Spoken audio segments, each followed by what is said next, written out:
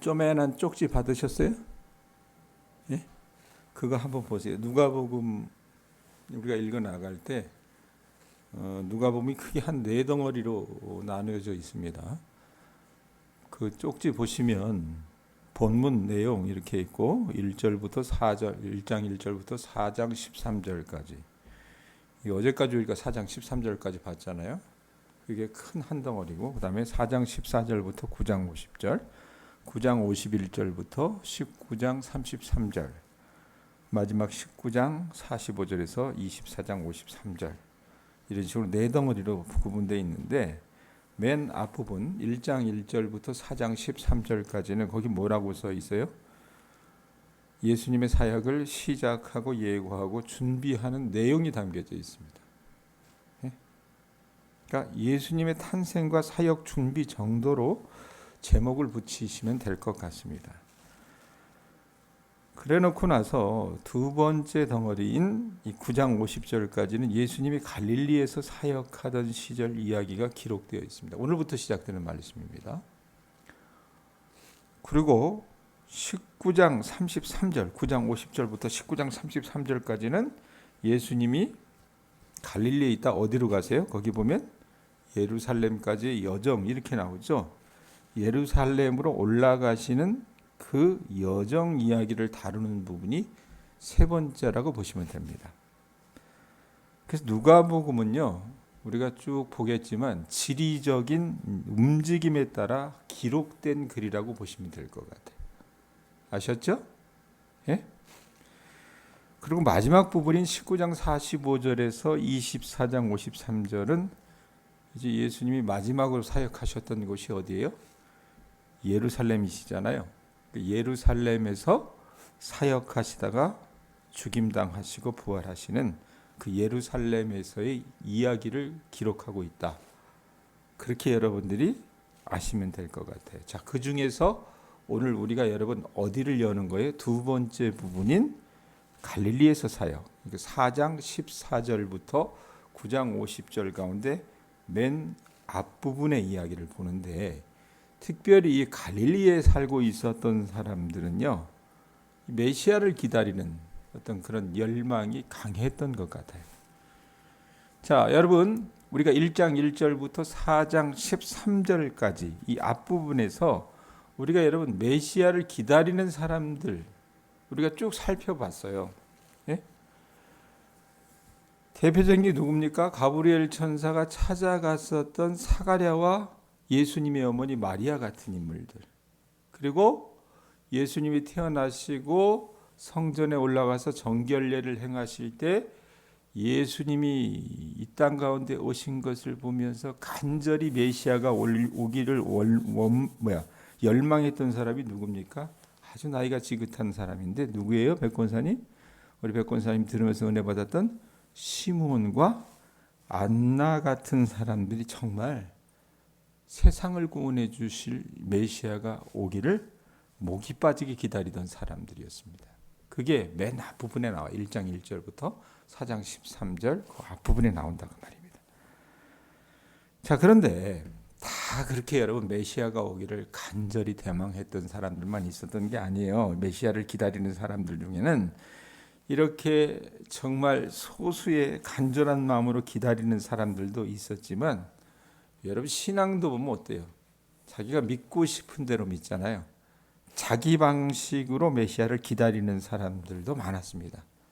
아주 대표적인 사람들이 누구냐면 오늘 말씀 우리가 14절부터 쭉 읽어나갔지만 예수님이 여러분 이게 첫 설교하시는 장면이거든요. 그 설교를 듣고 반응하는 모습들을 우리가 그냥 언뜻 봤잖아요. 자, 그게 바로 우리가 오늘 읽은 본문의 내용인데 한번 보세요. 자, 본문에서 예수님이 회당에서 첫 설교를 시작을 하세요. 아주 중요한 첫 설교를 시작하시자 자, 예수님의 그 설교를 듣고 사람들이 여러분 놀라는 동시에 그 예수님이 예수님의 출신에 대해서 수군거리는 장면이 나옵니다. 14절, 15절 한번 보세요. 14절, 15절에 보면 뭐라 그래요? 예수께서 성령의 능력으로 어디로 돌아가셨다 그럽니까? 갈릴리에 돌아가시니 그 소문이 사방에 퍼졌고 친히 여러 어디에서 가르치셨어요? 회당에서 가르치심이 무사람에게 칭송을 받더라.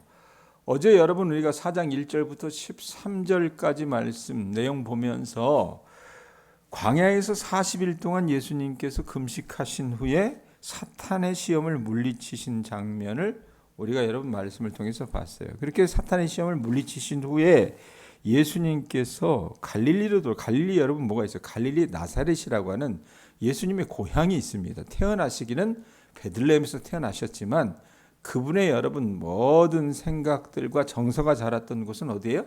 나사렛이었다고 말입니다. 네? 자기 고향 나사렛으로 이제 돌아가셔서 사역하시려고 하시는 거예요.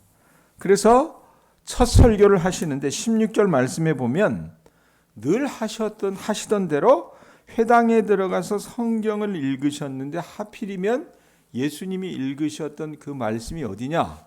어디예요? 18절 보세요. 18절 19절에 보면 뭐라고 얘기합니까? 주일날 우리 여성 중찬단이 찬양했던 그 말씀이에요. 뭐라 그래요? 주의 성령이 내게 임하셨으니 이는 가난한 자에게 복음을 전하게 하시려고 내게 기름을 부으사 나를 보내사 포로된 자에게 자유를 눈먼 자에게 다시 보게 함을 전파하며 눌린 자를 자유롭게 하고 주의 은혜의 해를 전파하게 하려 하심이라 하였더라. 이게 어디에 나오냐면요. 이사야 61장 1절에서 2절 말씀을 예수님이 인용하신 거예요. 그 말씀을 인용하시는데 사실 이사야 61장 1절과 2절 그리고 누가복음 4장 18절에 19절 보면 중간에 여러분 생략된 말씀들도 있긴 합니다. 그러나 거의 내용은 같다라고 보시면 됩니다. 자, 그러면서 성경을 이렇게 읽으신 후에 예수님이 가르치시는 거예요. 자기 고향 사람들에게 가르치시는데 여러분 이미 갈릴리 일대에서 예수님이 행하셨던 놀라운 기적과 권위 있는 가르침에 대한 이야기를 여러분 사람들이 듣고 있었어요. 들었기 때문에 도대체 이 예수가 어떤 인물인가 해가지고 온통 관심으로 눈여겨보고 있었다 그 말입니다. 그런데 그 예수님이 이 18절부터 19절까지 이 이사야의 말씀을 인용하면서 뭐라고 결론을 맺으십니까? 21절 보세요. 4장 21절에 뭐라고 결론을 맺으세요? 한번 읽어보세요. 읽습니다. 시작.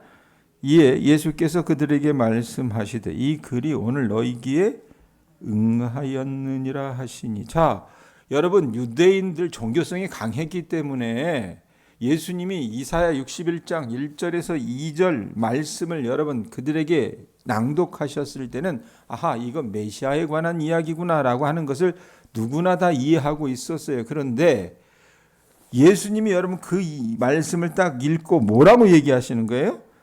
이 글이 오늘 너희기에 응하였느니라. 자, 이 글이 너희기에 응하였느니라. 이 이사야서에서 예언한 메시아는 누구라고 얘기하는 거예요? 나다라고 말씀을 해주시는 거예요. 그러니까 사람들이 듣고 앉았다가 여러분 기도 안 차는 거예요. 저거 우리가 알던 놈인데 이렇게 생각한 거잖아요. 사실은. 예? 저 대량이 어디 저 산 꼭대기에 사는 뭐 김씨집 첫째 아들 놈 아니야? 이렇게 생각을 해서 뭐라고 얘기합니까? 이거 요셉의 아들이 아닌가? 예?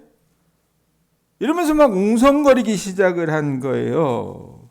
여러분 갈릴리 이 나사렛 사람들이 놀라고 의아해한 것은 마치 그렇잖아요. 작은 마을 사람들이 자기 마을 출신을 세상이 영으로 받드는 게 믿어지지 않아서 어떻게 해요? 고개를 흔드는 것과 같다 그 말입니다. 지금은요 예전 같으면 뭐 우리도 여기 뭐 능길 마을 쪽에 정세균 씨, 뭐 그다음에 지금 안호영 씨 이런 사람들이 거기 출신이에요? 그 옛날에는 여러분 뭐예요? 그 개천에서 욕 났다 그러잖아요. 욕 난다 그러잖아요. 그 시골 마을 출신들이 여러분 공부 열심히 해가지고 뭐 관가에 정계 진출하기도 하고, 뭐 돈을 많이 벌기도 하고 이런데 요즘은 어떻습니까? 그게 불가능한 시대가 되어버렸다고 얘기를 해요. 뭐 그게 맞는 어떤 유비일 수 있을런지는 모르겠지만 이 사람들 안에도 야, 우리 동네가 어떤 동네인데 이 촌구석에서 저게 지금 이사야 말씀을 읽고 지가 메시아라고 얘기를 해? 가당치도 않아. 예? 그러면서 예수님을 딱 바라봤던 거예요. 예? 그러니까 예수님이 뭐라고 얘기하십니까? 23절 보세요. 예? 뭐라고 얘기하세요? 예수께서 그들에게 이르시되 너희가 반드시 의사야 너 자신을 고치라 하는 속담을 인용하여 내게 말하기를 우리가 들은 바 가버나움에서 행한 일을 내 고향 여기에서도 행하라 하리라. 가버나움에서는 여러분 예수님께서 여러 이적들을 많이 행하셨잖아요. 베드로의 장모를 고치기도 하셨고요. 하여튼 이 가버나움에서 예수님이 행하신 이적은 굉장히 많습니다.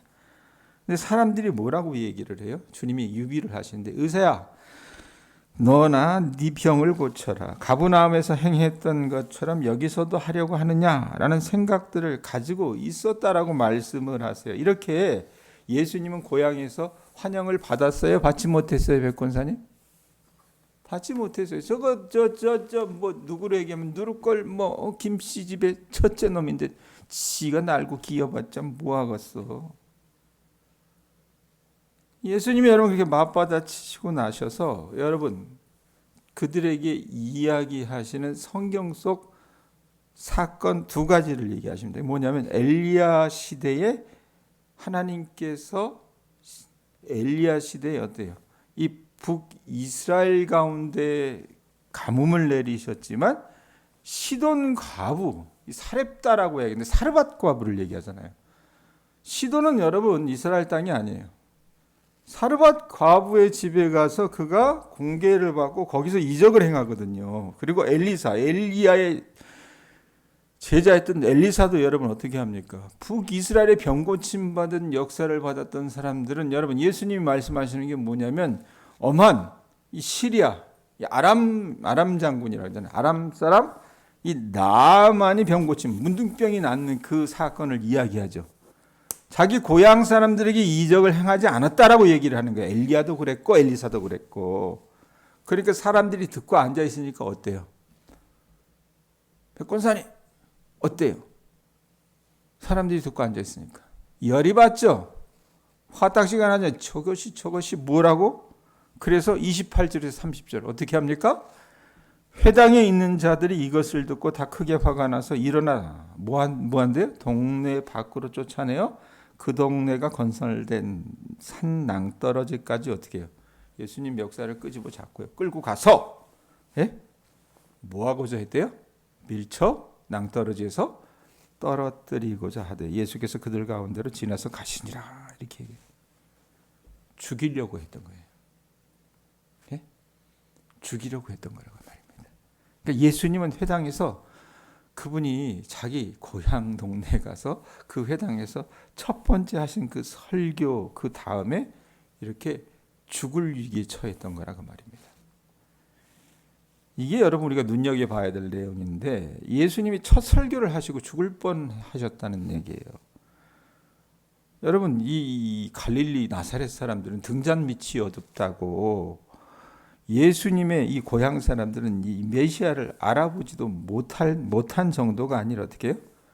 메시아가 오셔서 하신 일을 예언하는 매우 중대한 본문이었던 이사야 61장 말씀을 인용하신 그 이야기를 듣고 어떻게 합니까?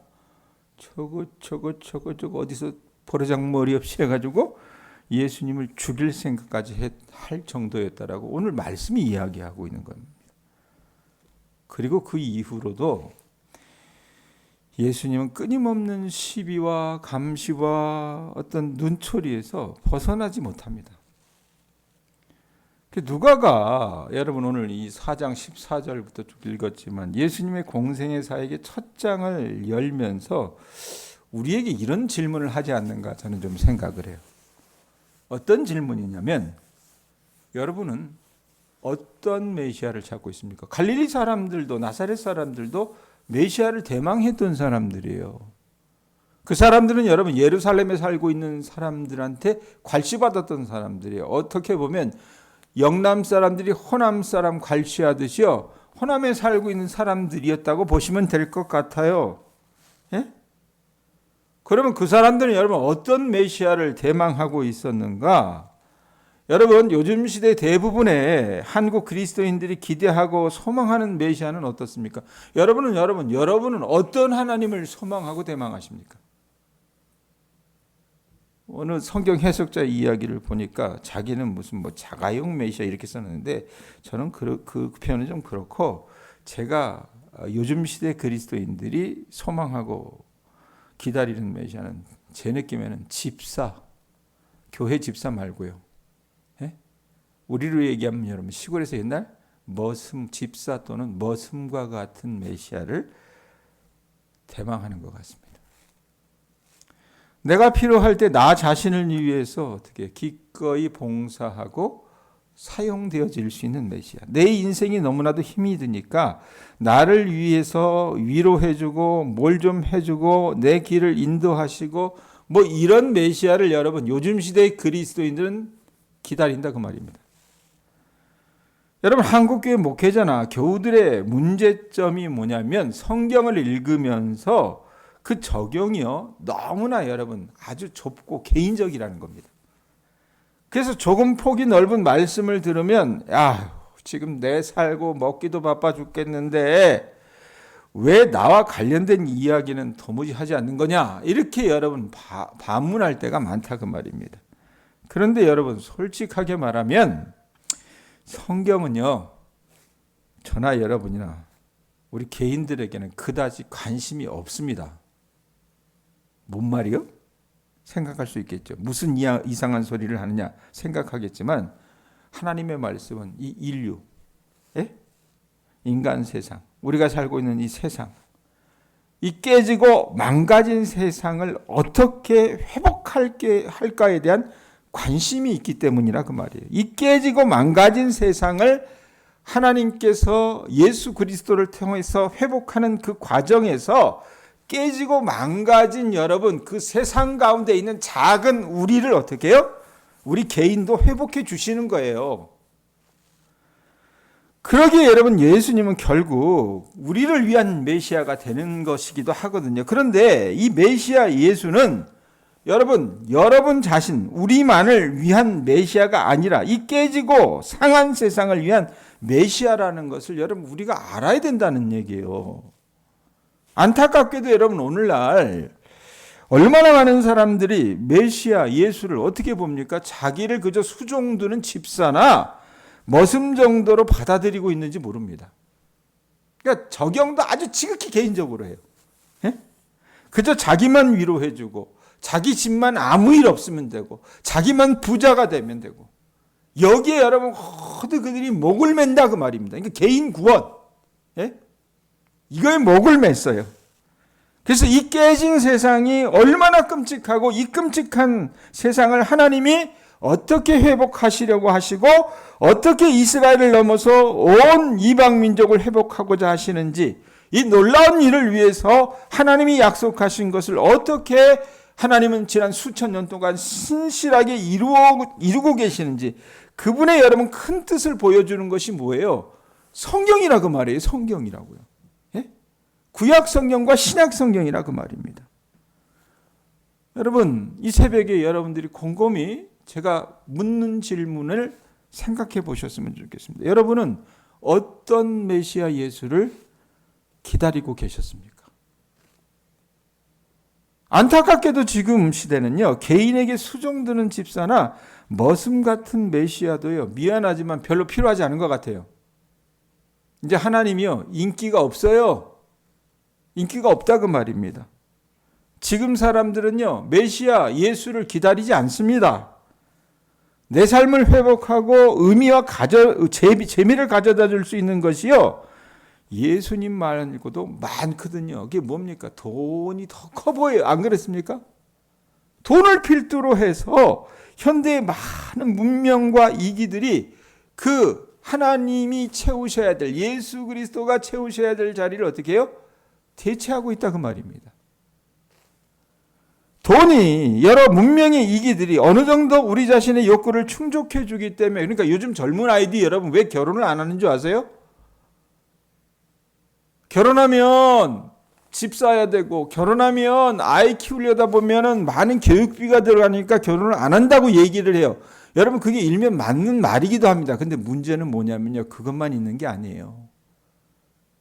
옛날에는 여러분 남녀가 만나서 부부를 이뤄서 가정을 이뤘을 때 그 주는 이익이 굉장히 많았어요.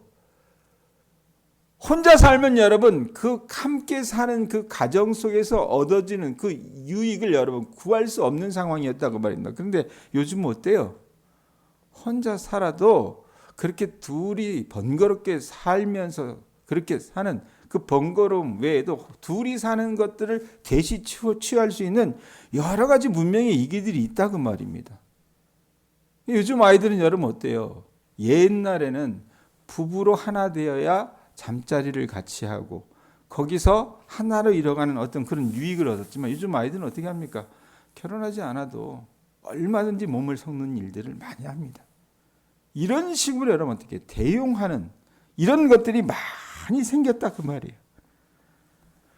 그래서 이제는 어떻게 해요? 그것들이 우리 욕구를 충족시켜 주기 때문에 더 이상 메시아 예수를 찾지 않아요. 그러면서 우리 또한 갈릴리 사람들처럼 여러분 영적 문둥병자가 될 때가 많다 그 말입니다. 메시아를 더 이상 소망하지 않는 거예요. 그리고 우리 마음에 맞듣지 않은 얘기를 성경이나 목회자가 하면 어떻게 해요? 반발할 때가 많다 그 말입니다. 그러다가 한계에 맞닥뜨리면 여러분 어떻게 사람들이 아이고 내 힘대로 안 되는구나 생각하면 자기 연민에 빠져가지고 상처만을 앓고 있을 때가 많다 그 말입니다. 그렇게 여러분 우리는 메시아 예수를 찾지 않는 시대에 살아간다고 말입니다. 서로 메시아 예수를 찾는다 해도 그저 개인에게 복주는 아주 축소된 그 예수를 구할 뿐이라 그 말입니다. 그 구체적인 예가 뭘까? 우리 예배 생활일 때가 많습니다. 메시아를 찾지 않고 메시아를 기다리지 않는 사람들, 메시아를 원하지 않는 사람들은 아예 여러분 뭐가 없는 줄 알아요? 여러분은 예외예요. 뭐가 없는지 아십니까? 백권사님 여기를 보세요. 예배가 없어요. 예배가 없습니다. 예? 여러분 우리 또한 시골이라 하여도 도시와 다를 바가 없어서 일주일 내내 예배를 드리지 않다가 주일에 한 번 겨우 예배 드리는 그리스도인이 대부분입니다. 그리고 그렇게 주일에 한 번 예배 드리고 나서 자기가 할 거 다 했다고 생각해요. 어떻게 그렇게 인간들이 뻔뻔스러워요. 미안한 얘기지만.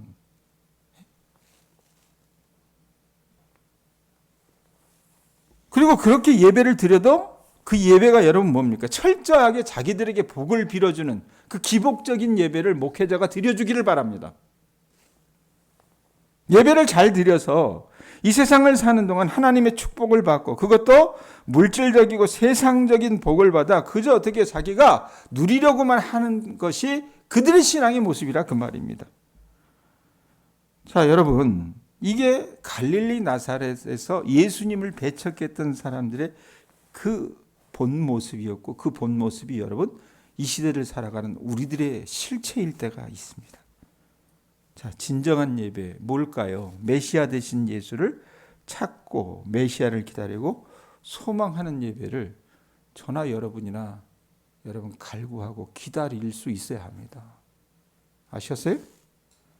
나 자신에 함몰되는 것이 아니라 이 깨어진 세상을 끌어안고 나와서 우리 몫을 감당하며 완전한 하나님 나라가 이 땅 가운데 이루어질 것을 기다리며 드리는 그 예배자를 하나님은 찾고 계신다 그 말입니다. 여러분 새벽에 나와서 이 말씀을 들을 때마다 너무 개인적으로만 적용하지 마시고, 나는 그러니까 요즘 시대의 한국 상황이 어떻게 보면 우리가 하나님을 대망할 수밖에 없는 상황으로 이 못돼 먹은 대통령이 몰아주는 게 어떤 면은 유익하다라고 생각해요. 안 그랬으면 여러분 우리가 나라라고 하는 것이 얼마나 귀중한 줄 알았을까요? 예? 안 그랬으면 공동체라고 하는 것이 여러분 얼마나 소중한지 우리가 깨닫기나 했겠냐 그 말입니다. 그 인간이 사고 치지 않았으면 여러분 저마다 여러분 우리는 어디가 있을 것 같아요? 그저 나 자신이 복받고 나 자신이 잘되고 내가 배부르고 이 일에 여러분 사람들이 목을 메고 있었을 거라 그 말입니다. 이 상황들을 보시면서 여러분들이 진정으로 하나님을 찾아 나가실 수 있는, 하나님 아니면 이 세상에 소망이 없다는 것을 깨닫고 주님을 갈망하면서 그렇게 새벽마다 나와 하나님을 찾을 수 있는 주의 나라 백성들 되실 수 있기를 예수님의 이름으로 축원드립니다. 기도하겠습니다.